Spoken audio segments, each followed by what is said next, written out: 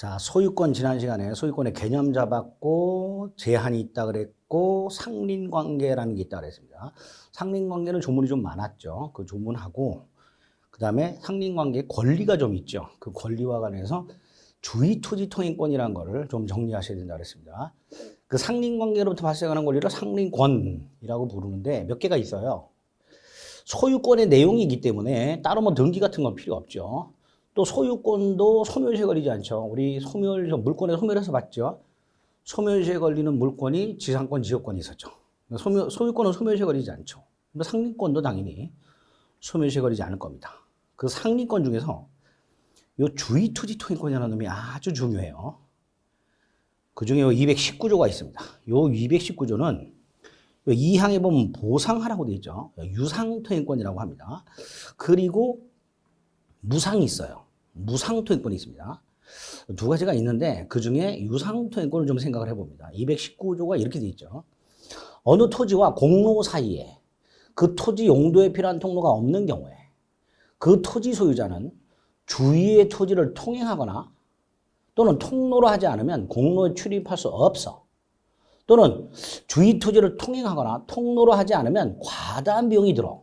이 두 가지 경우에 그 주위 토지를 통행할 수 있다라고 되어 있고요. 필요한 경우에는 통로를 개설할 수 있다라고 되어 있습니다. 그 다음에 이로 인하여 주위 토지 소유자가 입는 손해가 있겠죠. 그 손해가 가장 적은 장소와 방법을 택해서 통행 또는 통로 개설하도록 되어 있습니다. 그리고 이 통행권자는 통행지 소유자의 손해를 보상하도록 하고 있습니다. 자, 이해를 해보겠습니다. 갑소유 땅과 을소유 땅이 인접해 있어요. 인접해 있고요. 을소유 땅 옆으로 공로가 개설이 있습니다. 공로.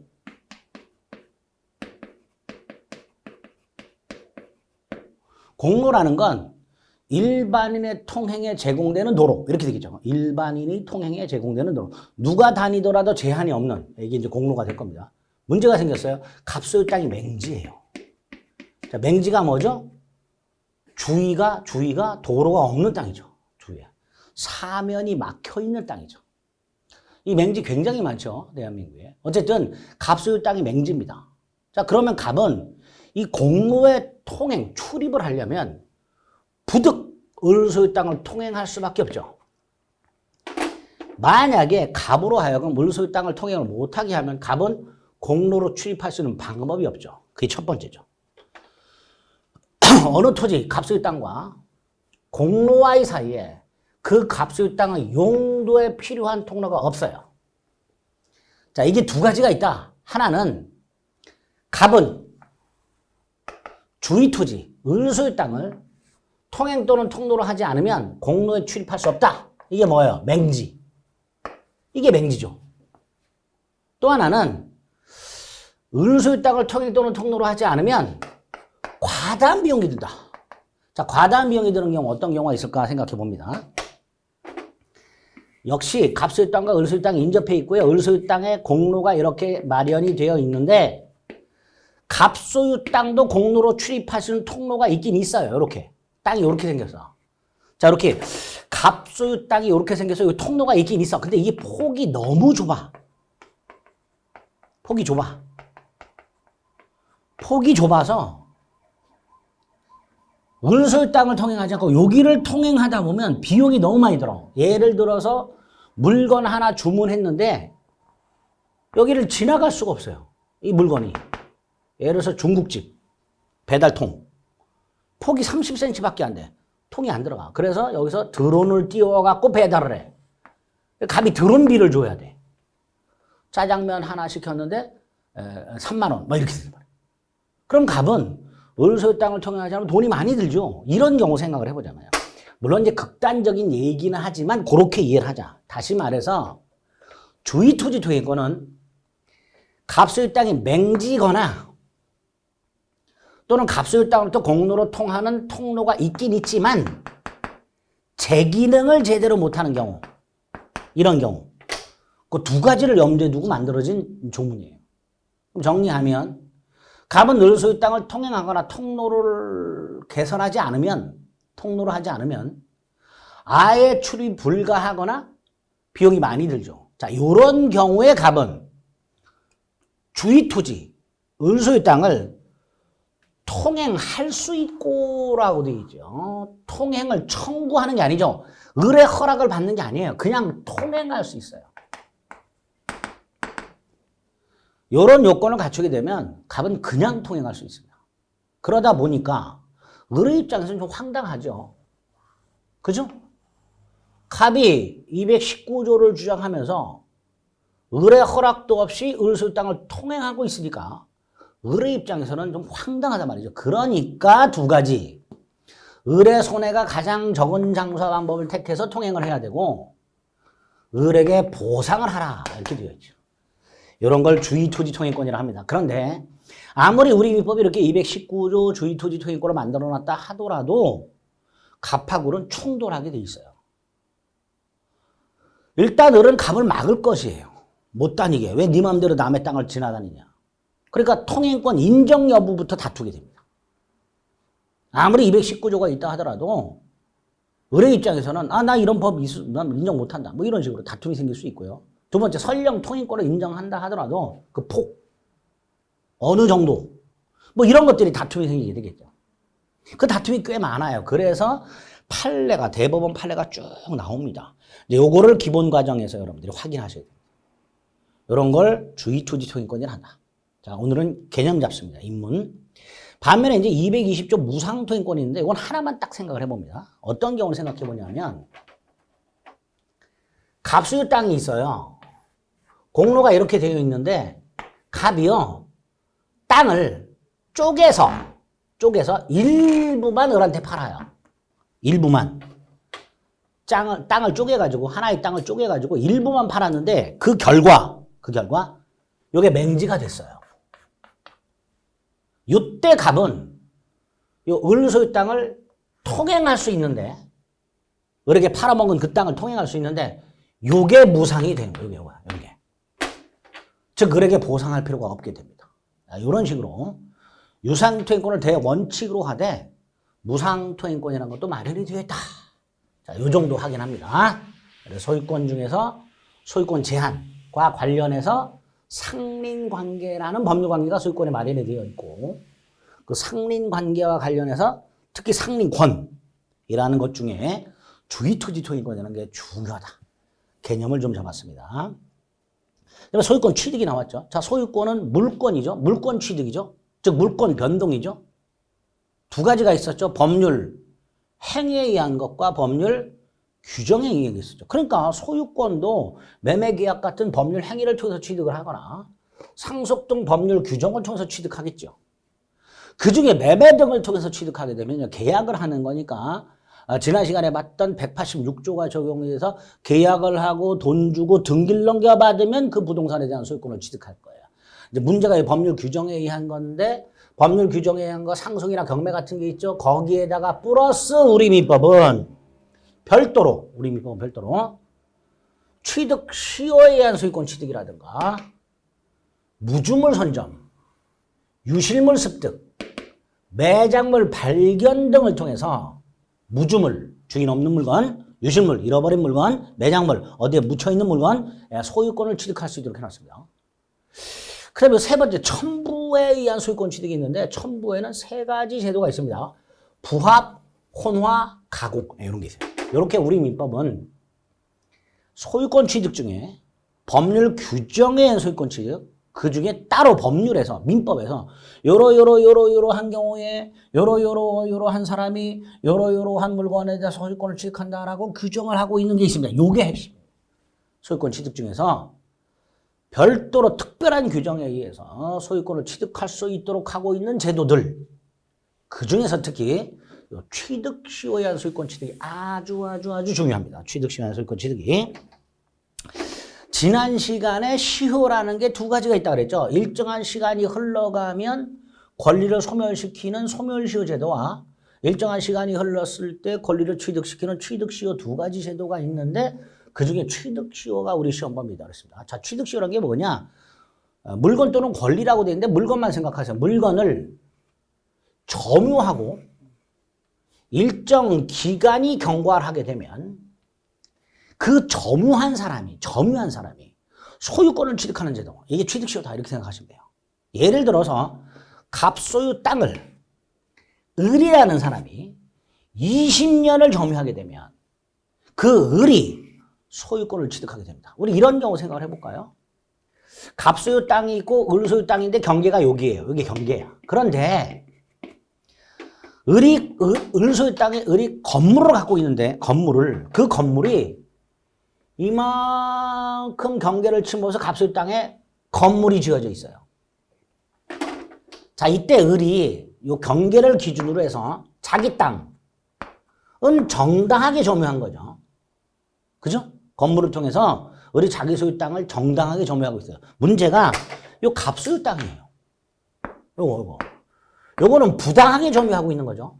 그런데 이 상태에서 을이 이 갑소유 땅을 점유하고 있는 상태에서 갑이 건물을 지으려고 청약을 했더니 갑이 을소유 건물이 이만큼 침범해 있더란 말이죠. 그럼 당연히 갑은 을에게 건물을 철거하라, 내 땅을 침범했으니까 이렇게 요구하겠죠. 자, 이때 을이 건물 소유를 통해서 갑소유 땅을 20년 이상을 점유해왔다면, 20년이 지난 상태라면 오히려 을이 갑에게 개소리 하지 마라, 땅 소유권을 나한테 넘겨라 라고 할 수 있게 됩니다. 이런 게 취득시효라는 제도예요. 그러니까 갑의 입장에서 보면 그냥 눈 뜨고 있다가 소유권 뺏기는 제도입니다. 이런 제도를 왜 만들어놨을까? 우리 민법은 이상하다 뭐 이런 생각하지 마시고, 우리 민법에 이런 제도가 마련이 돼 있구나, 이런 걸 취득시효라고 하는구나, 이렇게 생각을 하시면 돼요. 자, 어쨌든 남의 물건, 그게 부동산이 됐든 동산이 됐든 남의 물건을 점유하고 있는 사람이 일정 기간이 지나면 그 물건에 대한 소유권을 취득하는 제도를 뭐라 한다? 취득시효를 한다. 물론 소유권만 취득시효가 인정되는 건 아닙니다. 소유권 이외의 권리도 취득시효가 인정되는 게 굉장히 많아요. 그런데 이제 대표적으로 우리 민법이 소유권의 규정을 두고 있습니다. 그 소유권 취득시효가 우리 민법의 유형이 총 3가지가 있습니다. 이렇게 부동산 소유권 취득시효, 동산 소유권 취득시효, 그리고 둘 다 공통적으로 점유 취득시효라는 게 있습니다. 부동산 점유 취득시효, 동산 점유 취득시효. 반면에 부동산은 하나가 더 있어요. 등기부 취득시효라고. 그래서 부동산에는 취득시효가 2가지 제도가 마련되어 있습니다.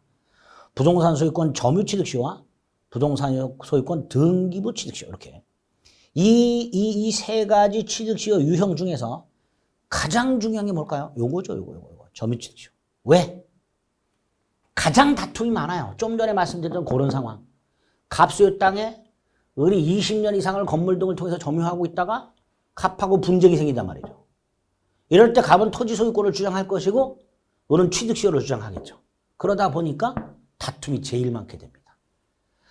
그 중에서 하여튼 요 점유취득시효 읽어볼게요. 요것만을 오늘 입문과정에서 확인해 봅니다. 245조 1항 20년간 소유의 의사로 평온하고 공연하게 부동산을 점유한 자라고 되어 있습니다. 자, 여기서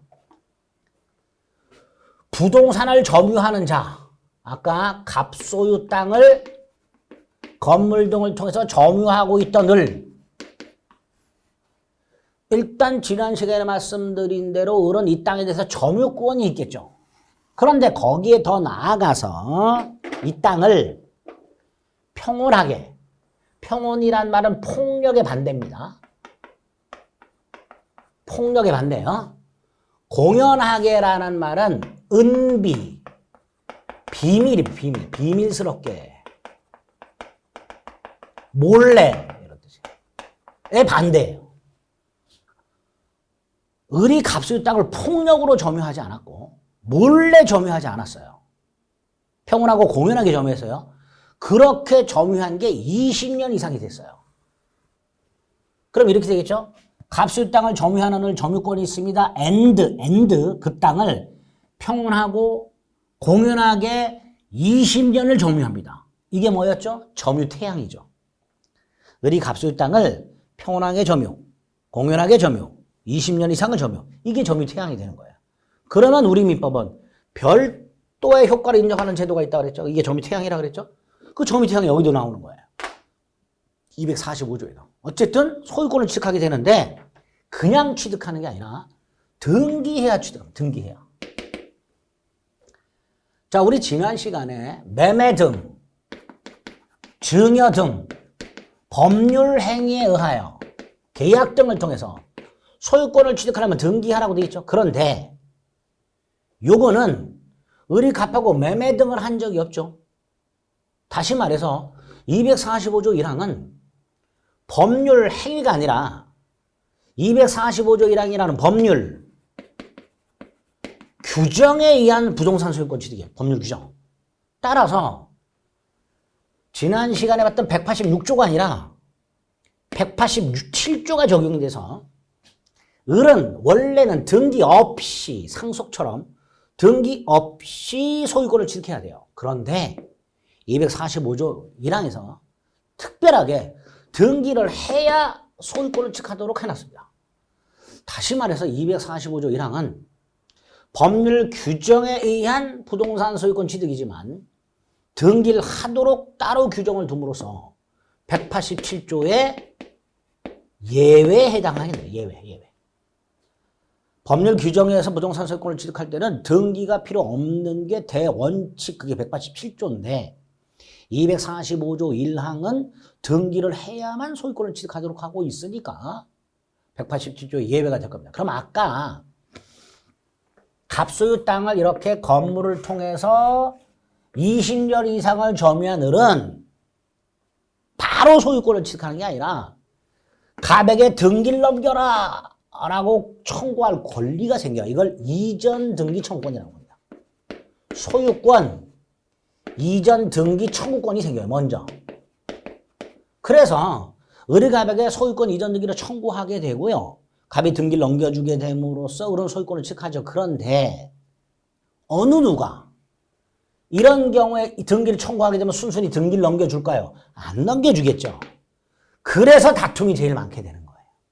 나아가 을이 갑에게 등기를 청구했음에도 불구하고 갑이 을에게 등기를 넘겨주지 않고 이 땅을 병에게 팔아먹는 경우까지 생겨요. 그러다 보면 또 이 셋이서 또 박터지게 싸우죠.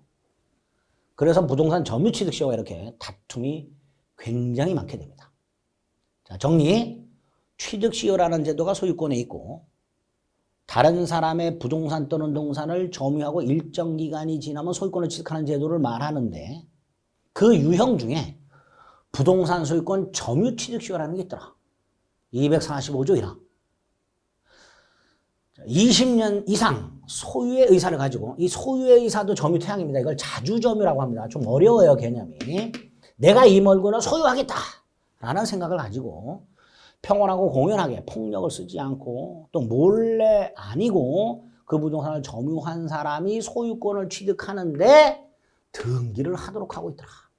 이런 걸 부동산 점유취득시효한다라고 개념을 잡아주시면 되겠습니다. 그리고 그 부동산 점유취득시효가 완성이 되면 객체는 부동산 또는 동산이 취득시효가 될 텐데 이전 등기 청구권이 생긴단 말이죠. 이전 등기 청구권. 그래서 을이 갑을 상대로 이전 등기를 청구합니다.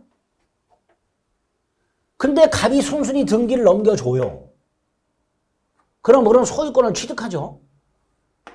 자, 이때 을이 언제 소유권을 취득하는가를 247조 1항에서 또 규정을 해놓은 거예요. 뭐라고 돼 있어요? 전 2조. 자, 전이란 앞전자를 말합니다. 전 2조니까 앞에 있는 두 개의 조문이니까 245조하고 246조를 말하겠죠. 즉, 부동산 동산 취득시효 규정에 의한 소유권 취득은 점유를 시작한 때로 소급한다. 소급이라는 건 거슬러 올라간다. 옛날로 거슬러 올라간다. 이런 뜻입니다. 이게 소급이라는 뜻이에요. 점유를 개시한 때로 소급해서 소유권을 취득하게 됩니다. 그러면 예를 들어서 아까 갑소유 땅을 을이 건물을 통해서 점유를 시작한 날짜가 98년도 1월 1일부터 점유를 시작했다. 을이 갑소유 땅을 98년도 1월 1일부터 점유를 개시했다. 1월 10일이라고 할게요. 그 다음에 20년이 진행이 된다. 이걸 취득시효 기간 진행이 된다라고 얘기를 해요. 그래서 20년이 딱 되었다. 요거를 취득 시효가 완성이 되었다. 이렇게 말을 합니다. 완성이 됐다. 자, 이때 을은 바로 소유권을 취득하는 게 아니라 이전 등기 청구권이 생긴다 그랬죠. 자, 이 이전 등기 청구권이 언제 생겨요? 98년 1월 10일부터 20년 뒤. 자, 기간 계산은 다음 날부터 계산합니다. 1월 11일부터. 그럼 20년이라면 2008년, 2018년 1월 11일이 말일이 됐는데 그 전날. 98년 1월 11일 전날. 1월 10일. 2018년 이 계산은 정확하게 몰라도 돼요. 1월 10일 24시에 시효가 완성이 됩니다.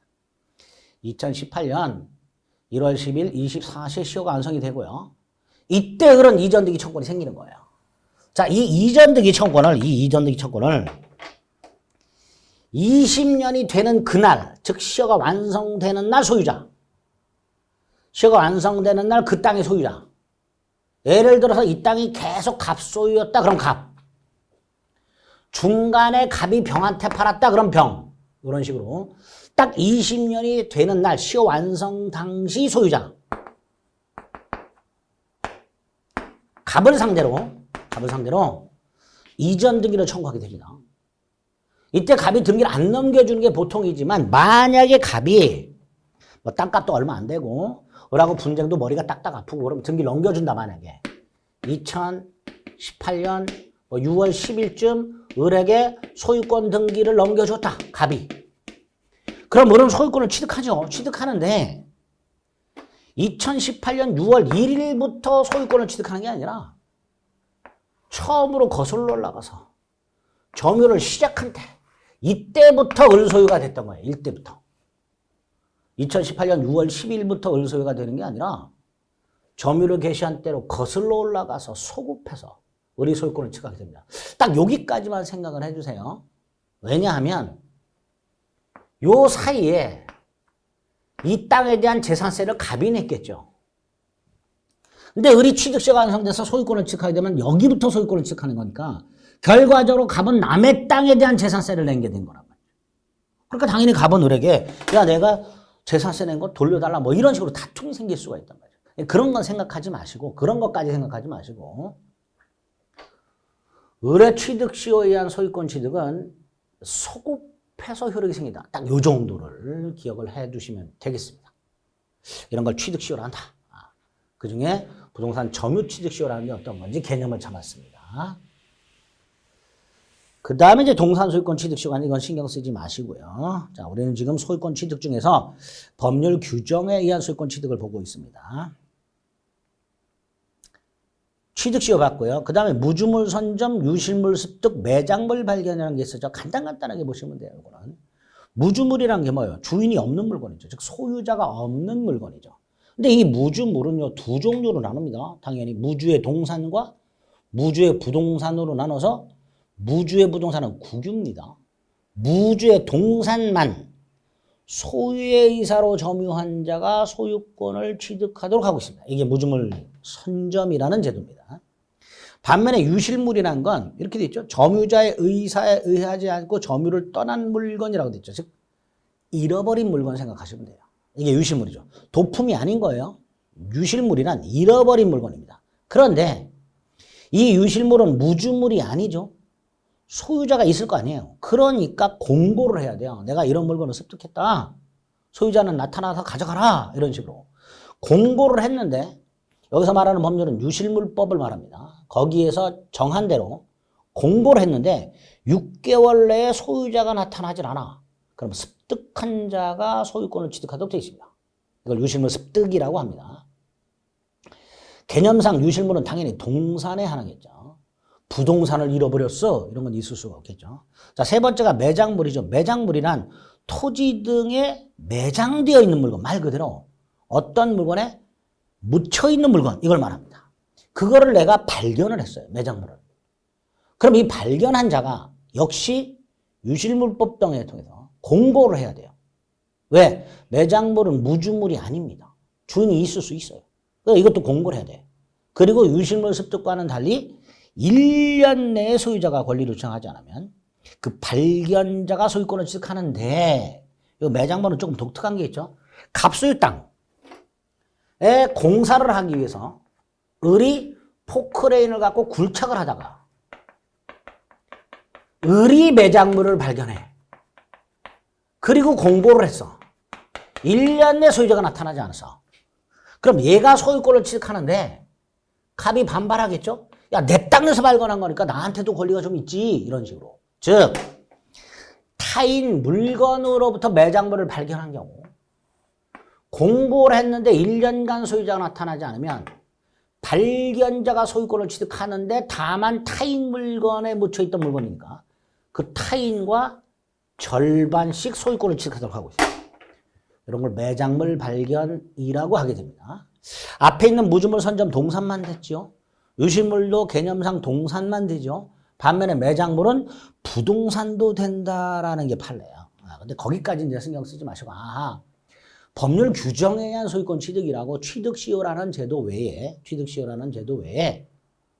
무주물 선점에 의한 소유권 취득, 유실물 습득에 의한 소유권 취득, 매장물 발견에 의한 소유권 취득 같은 것들이 따로 규정이 있구나. 단 이런 무주물이나 유실물이나 매장물이 학술, 기술과 예능, 고고학적으로 중요한 물건 싸잡아서 뭐라고 하면 돼요? 문화재죠. 이 문화재에 대해서는 무주물 선점, 유실물 습득, 매장물 발견에 의한 소유권 취득을 인정하지 않고 국유가 됩니다. 국유. 그리고 국가가 습득자, 발견자 등에게 보상을 하도록 이렇게 되어 있습니다. 자, 법률 규정의 소유권 취득 또 첨부라는 제도가 있습니다. 첨부. 이 첨부라는 제도는 세 가지 형태가 있는데요. 부합, 혼화, 가공 이 세 가지 형태가 있는데 첨부라는 건 소유자가 다른 갑소유 물건과 을소유 물건이 이 소유자가 다른 두 개의 물건이 합체 또는 섞여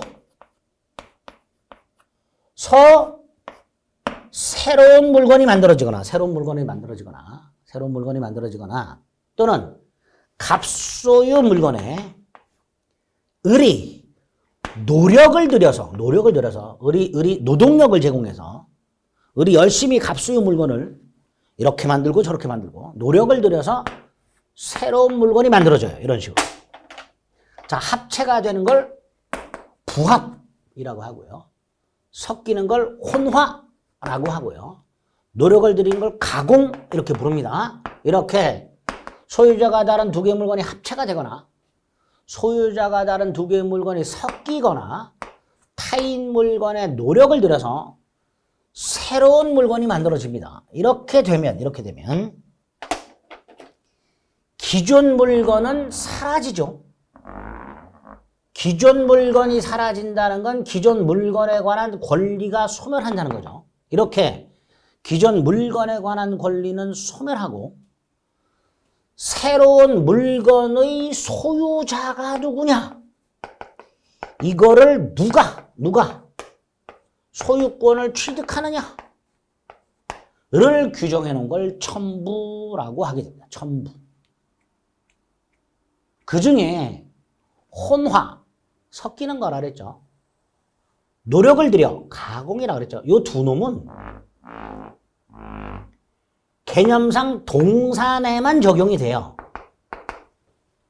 부동산이 섞이거나 부동산의 가공을 통해서 새로운 물건을 만들어내지 못합니다. 그래서 혼화하고 가공은 동산에만 적용이 돼요. 반면에 이 부합은 두 종류가 있어요. 부동산, 토지 또는 건물에 물건이 부합하는 경우와 동산끼리 부합하는 경우 이렇게 나누죠. 이렇게. 자, 첨부는 세 가지가 있다. 부합, 혼화, 가공.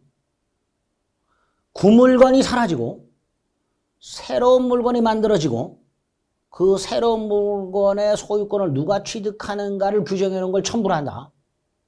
그리고 그 새로운 물건이 만들어지는 원인이 세 가지가 있다.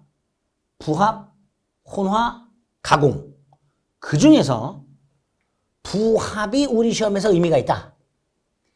나머지 혼화와 가공은 나중에 조문만 확인하시면 돼요.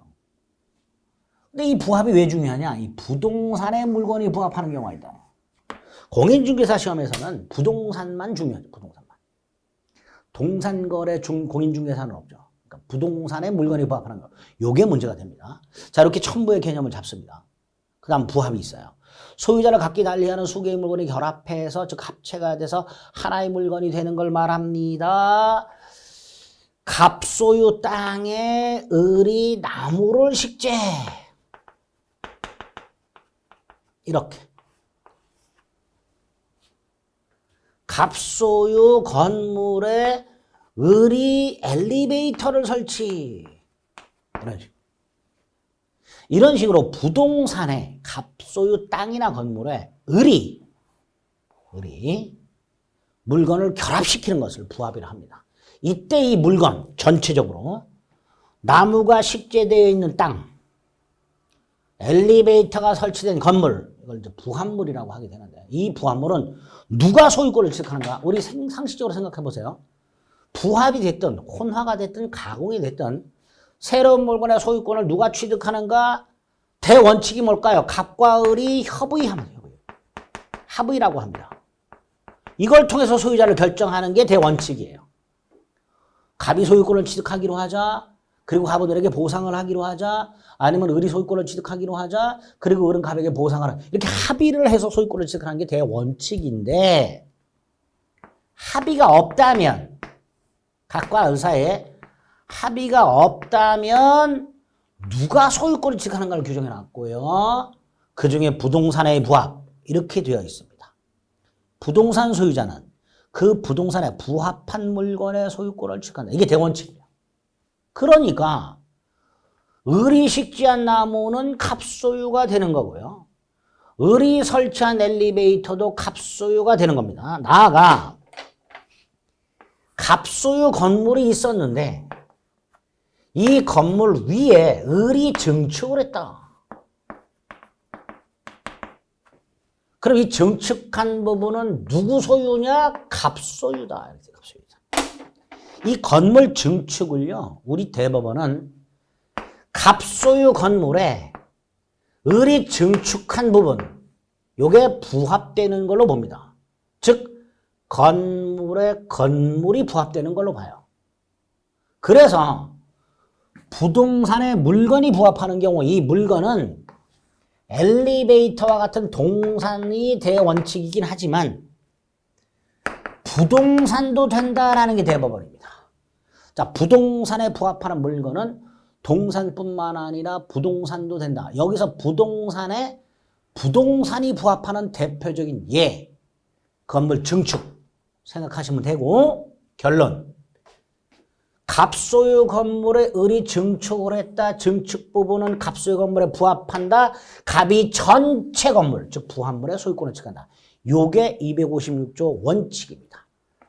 건물 소유자 갑은 그 건물에 부합한 을이 증축한 부분의 소유권을 취득하도록 하고 있습니다. 이게 대원칙입니다. 단, 이렇게 돼 있죠? 타인의 권한에 의하여라고 돼 있죠. 여기서 권한이란 정당하다 이런 뜻입니다. 부속이라고 돼 있습니다. 부합이 아니라 부속이란 말은 독립되어 있다 이런 뜻이에요. 독립되어 있다. 타인이 정당하게 부속시킨 독립한 물건은 그러하지 아니하다. 즉 갑이 소유권을 취득하지 못한다.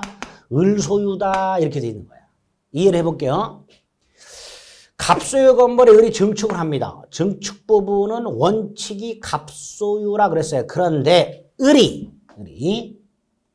갑소유 건물 임차인으로서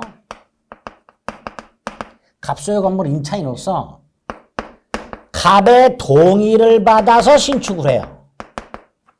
자, 갑소유 건물 임차인으로서 갑의 동의를 받아 신축했다면 정당하게 신축한 거죠. 두 번째, 이 신축한 분, 증축. 건물 임차인이 건물주의 동의를 받아서 증축을 했고, 신축이 아니라 증축을 했고, 이 증축한 부분이 구조상, 이용상 독립성이 있어. 자, 구조상, 이용상 독립성이 있다는 건 이런 의미로 생각하시면 돼요. 이 갑수의 건물에 계단이 있죠. 이 계단이 연장이 되어 있어요. 다시 말해서 여러 사람이 공동으로 사용하고 있는 부분을 통해서 진입이 가능해. 만에 하나 이 갑소유 건물 계단이 아니라 계단에서 이 전유 부분, 독립성 있는 부분으로 들어가서 이 내부의 계단을 만들어서 증축을 한 경우, 이때는 독립성이 없는 거예요. 다시 말해서 을이 증축한 부분에 갑이 독점하고 있는 부분을 통하지 않고 출입이 가능한 경우를 구조상, 이용상 독립성이 있다라고 얘기를 하고요. 이런 경우에는 기존 건물에 부합되지 않습니다. 그러니까 을 소유가 되는 거죠. 이런 걸 부동산의 부합 이렇게 부르게 됩니다. 부동산의 부합. 자, 그래서 법률 규정에 의한 소유권 취득이라고 취득 시효, 무주물 선점, 유실물 습득, 매장물 발견, 그리고 첨부라는 게 뭐며 첨부에 세 가지가 있고 그 중에서 부합이란 놈이 있으며 그 부합 중에서도 부동산에 물건이 부합하는 경우가 이런 게 있더라. 이렇게 개념을 딱 잡아주시면 되겠습니다. 혼화 가공은 됐고요. 자, 이렇게 취득한 소유권의 효력이라고 소유권에 기초한 물권적 청권이 나오죠. 우리 지지난 시간에 물권적 청권이라는 걸 했었고요. 그 물권적 청권이라는 게 점유권에도 규정이 있고 소유권에도 규정이 있다고 그랬고요. 그중에 소유권에 규정이 있는 걸 지난 시간에 점유보호 청권이라고 확인을 했고요.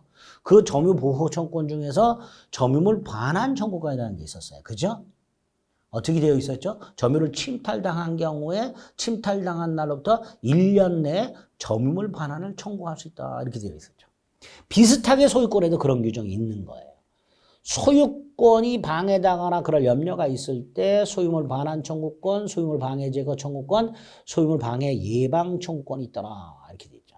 자, 그런데 소유권에 기초한 특히 이 반환 청구권은 점유권에 기초한 반환 청구권과는 달리 뭐 침탈당한 날부터 1년 내 행사라 이런 거 없고요. 또 침탈을 요건으로 하지도 않아요. 그러니까 내용이 다르죠. 점유권에 기초한 물권적 청구권과 소유권에 기초한 물권적 청구권을 따로 규정을 해놨다. 왜 그럴까? 요건도 다르고 효과도 다르다. 어떻게 다를까? 가장 기본이 되는 거. 점유권에 기초한 건 침탈을 요건으로 한다. 그런데 소유권에 기초로 하는 건 침탈을 요건으로 하지 않는다. 점유권에 기초한 반환 청구는 1년 내 행사라는 제한이 있다.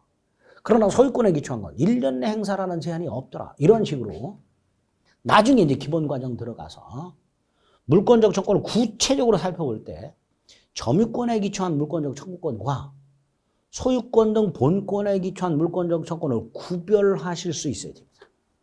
우리민법이 따로 규정을 두고 있다. 뭐 이렇게 생각을 해보시면. 그래서 우리 지난 시간에 봤던 점유물 반환 청구권 생각을 해봅니다. 점유물 반환 청구권 204조에서 뭐라고 되어 있었다? 다시 한번 1항에서 점유를 침탈당한 경우에 반환 청구할 수 있도록 되어 있고 3항에서 침탈당한 날부터 1년 내 행사라고 되어 있었어요. 그죠? 그런데 소유권에 기초한 소유물 반환 청구권 뭐라고 되어 있어요? 소유자는 그 소유물을 점유한 자에 대해서 침탈이라는 말 없죠. 점유한 자에서 반환을 청구할 수 있다라고 되어 있습니다. 그리고 1년 내 행사라는 제한도 없죠. 이런 식으로 비교를 좀 해서 나중에 확인을 좀 하실 필요가 있게 됩니다. 여기까지가 소유권에 의한 효력이 됩니다. 소유권의 효력. 자, 소유권의 뜻. 우리 지난 시간에 소유권의 뜻 받고 소유권의 제한 받죠. 그리고 이번 시간에 소유권 제한 중에서 상린관계 중에 주의투지 소유권 받죠. 그리고 소유권 취득 원인 중에서 법률 규정의 소유권 취득을 봤어요. 취득 시효, 무주물 선점, 유실물 습득, 매장물 발견, 그 다음에 첨부 중에 부합, 그리고 그 소유권을 취득했다? 어떤 효력이 있는가? 뭐 따로 생각할 게 없죠. 소유물을 사용수익 처분까지 할 수 있을까? 거기에 그 소유권이 침해가 당하는 등의 문제가 있을 때 소유권에 기초한 물권적 청구권이라는 걸 따로 봤습니다. 그 다음에 이제 중요한 공동소유랍니다. 자, 공동소유. 이것도 아주 중요한데 개념을 좀 잡으셔야 되는데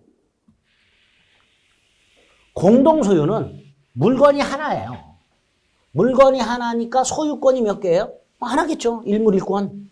자, 물건이 하나고 소유권도 하나인데 소유자가 두 사람 이상이야. 즉 하나의 물건에 대해서 하나의 소유권이 있는데 요거를 가불이 공동으로 소유하고 있다는 말이에요. 그럼 이 각과 을은요, 하나의 소유권을 쪼개서 가지고 있겠죠. 쪼개서. 그 하나의 소유권이 쪼개진 걸 지분이라고 하게 됩니다. 이렇게 물건이 하나고 소유권이 하나인데 소유자가 여럿이 있는 형태를 공동소유라고 하고요. 공동소유. 이 공동소유가 이 공동으로 소유하고 있는 사람들, 요 둘이 어떤 관계가 있는가에 따라서 세 가지 형태가 있습니다. 공유, 합유, 총유. 요 세 가지가 있어요. 공유, 합유, 총유 세 가지 형태가 있고 이 세 가지 중에서 공유가 제일 많아요. 그리고 합유하고 총유는 드물어요. 합의하고 총유는 드물고 요 합의하고 총유는 공유자들 사이에 끈끈한 관계가 있어요. 좀 끈끈한 관계가 있어요. 그래서 합의하고 총유보다는 공유가 시험 문제에 집중해서 출제가 됩니다. 그래서 공동소유, 공유, 합의, 총유 중에서 합의와 총유의 개념을 먼저 잡고 합의, 총유를 뺀 나머지는 다 공유다라고 생각하시면 돼요. 합의, 총유를 뺀 나머지는 다 공유다. 그래서 입문 과정에서는 공동소유의 개념, 하나의 물건, 하나의 소유권, 수인의 소유자 이렇게 생각하시고 그 수인의 소유자, 즉 공동소유자들 사이에 어떤 관계가 있는지에 따라서 세 가지 공동소유 형태가 있다. 그리고 합의와 총유를 뺀 나머지는 다 공유다. 이렇게 일단 개념을 잡으신 다음에 합의 총유를 먼저 보고 공유의 개념을 잡으시면 돼요. 자, 합의를 먼저 봅니다. 합의란 이렇게 돼 있죠. 271조에서 법률의 규정 또는 계약에 의해서 여러 사람이 조합체로서 물건을 소유한 때라고 되어 있습니다. 자, 여기서 이 조합체가 뭐냐? 조합체. 조합체란 얼핏 보기에 단체처럼 보이죠. 우리 노동조합 뭐 이런 것처럼. 이 단체가 아니에요. 민법에서 말하는 조합이란. 민법에서 말하는 조합이란 동업계약관계예요. 이렇게 생각하시면 돼요. 동업계약관계. 갑과 을이 폐차장을 동업합니다. 동업하기 위해서. 자, 폐차장을 동업하려면 땅을 하나 사야 되겠죠. 그래서 갑과 을이 공동으로 출자를 해요. 갑이 1억, 을이 1억, 합이 2억. 그걸 가지고 땅을 삽니다. 이때 이 땅을 합유물이라고 하고요. 갑과 을이 공동 소유하게 되는데 그때 공동 소유를 뭐라 한다? 합유라고 하게 돼요. 합유. 즉 합유는 동업자 사이의 공동 소유 관계. 여기 우리 민법상 조합이 뭐라 해서 공동 사업을 경영한다고 그랬죠. 서로 재산을 출연해서 상호 출자. 그게 뭐예요? 동업이죠. 이럴 때 소유 형태가 합유가 되죠. 당연히 합유는 A 토지를 갑과 을이 합유하고 있을 때 각각 출자한 액수만큼 지분이 있을 거예요. 지분. 2분의 1씩. 이때 이 지분 처분이 자유롭지 못합니다. 예를 들어서 갑이 A 토지에 2분의 1 지분을 갖고 있고요. 합유. 을이 2분의 1 지분을 갖고 있을 때 갑이 이 지분을 팔아. 자, 여기서 지분을 판다는 것은 을의 입장에서는 어때요? 동업자가 바뀌죠. 그러니까 함부로 처분 못하죠. 그래서 조합은 함부로 지분을 처분하지 못하도록 하는 제한을 가하고 있습니다. 그게 공유와 결정적으로 다른 점입니다. 공유는 지분 자유롭게 처분할 수 있어요. 합의는 그런 자유가 없습니다. 자, 이렇게 합의의 개념을 잡아주세요. 합의란 동업자 사이의 공동소유를 말한다. 자, 반면에 총유는 뭐냐? 총유는 또 이렇게 돼 있어요.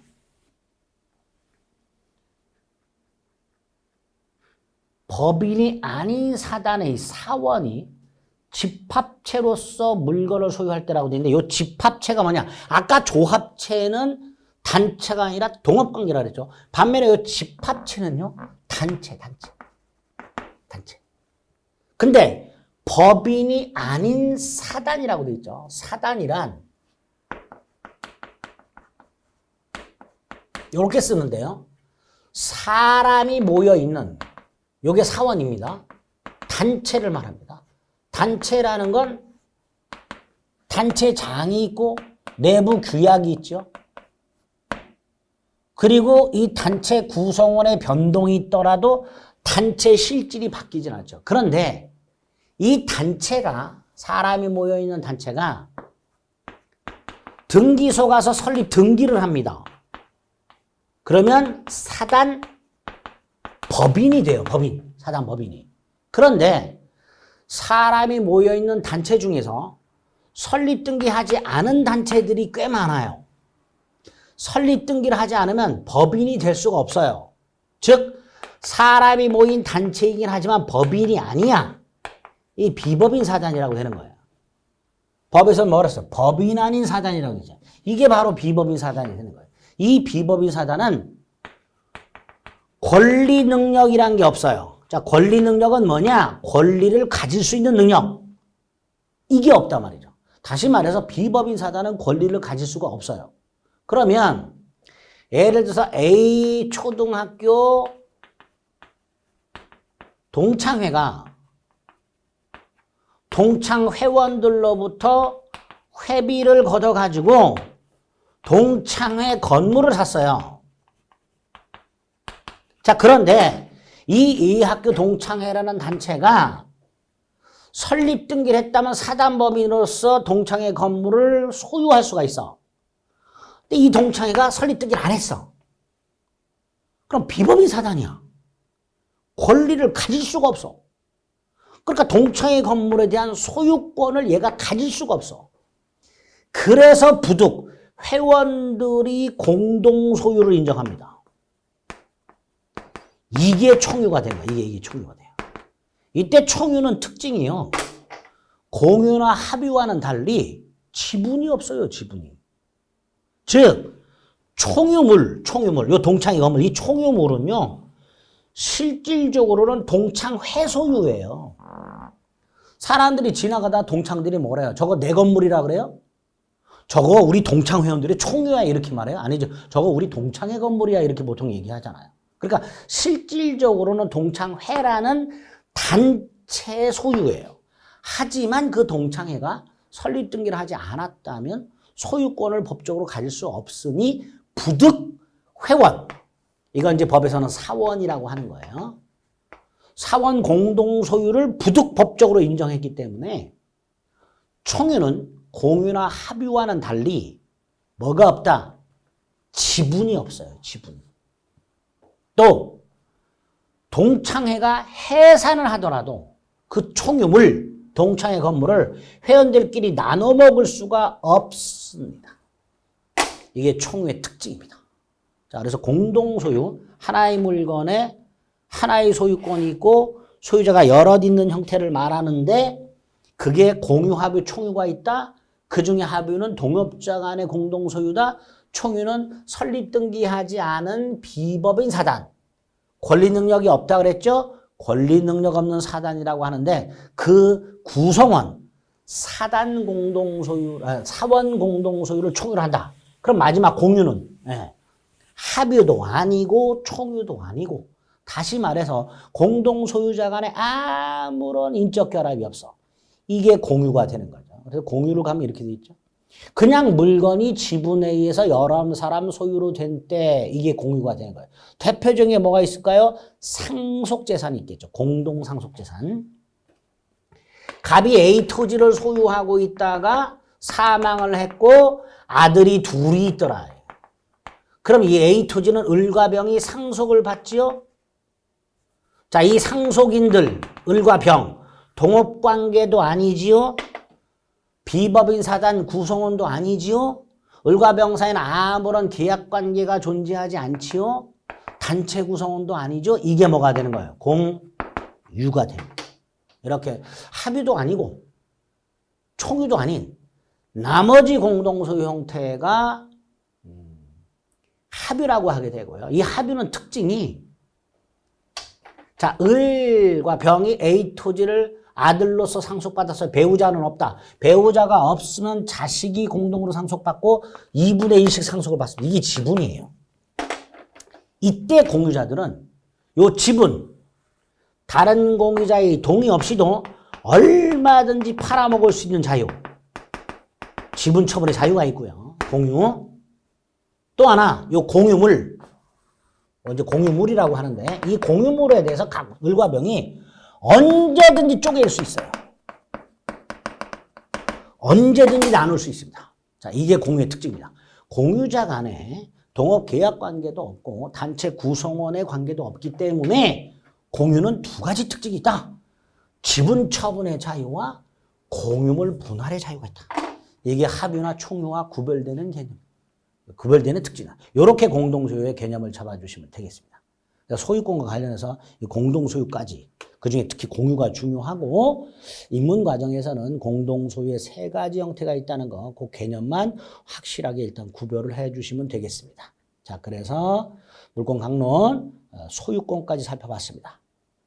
이제 나머지 제한물권 살펴봐야 되죠. 그중에 용익물권이 있었죠. 용익물권이 뭐였었죠? 타인 부동산을 일정 기간 사용 수익하는 거고요. 세 가지가 있었죠. 지상권, 지역권, 전세권. 자, 지상권 한 문제, 지역권 한 문제, 저당권, 지상권, 전세권 한 문제 나옵니다. 그래서 이 세 가지도 입문 과정에서 개념만 잡고요. 기본 과정 들어가서 조문 위주로 해서 기본적인 효력 정도만 확인하시면 됩니다. 자, 입문 과정에서는 개념과 특징 정도를 잡아볼 겁니다. 자, 지상권 다음 시간에 살펴보도록 하겠습니다. 수고하셨습니다.